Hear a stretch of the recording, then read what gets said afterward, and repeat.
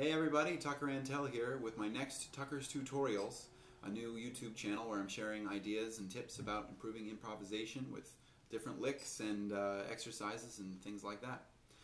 Today is Marathon Monday here in Boston, and every Monday I'm going to be sharing a blues lick of the week.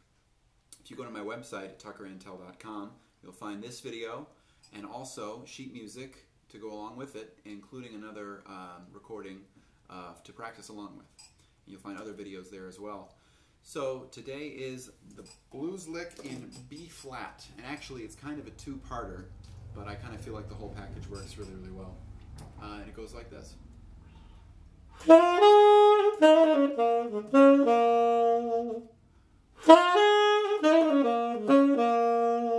little slower.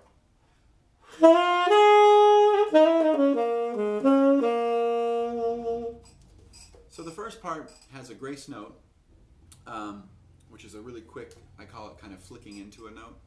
I'm playing a concert F as the first note, but I'm flicking into it from a half step below, which was an E natural, an F sharp on the tenor. So I have to hold that F sharp on the tenor as I'm beginning the note and then immediately releasing into it. It's a pretty useful thing to do on all sorts of different licks. And it needs to sort of happen so quick that you can't even really hear that lower note.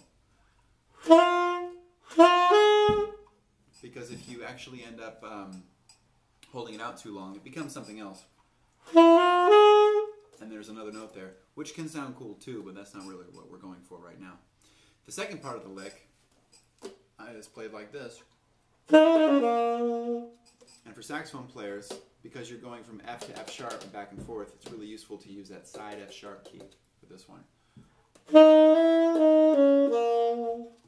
Use your ring finger for that.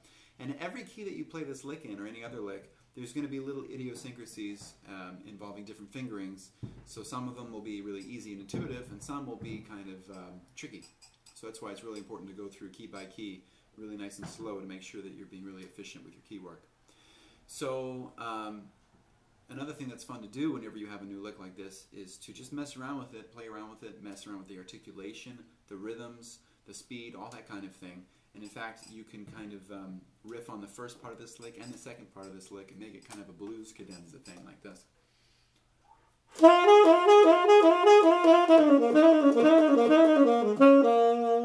I basically just played the lick, part one, a bunch of times, and then I played lick part two a bunch of times, and it sounded like a really cool blues cadenza type thing.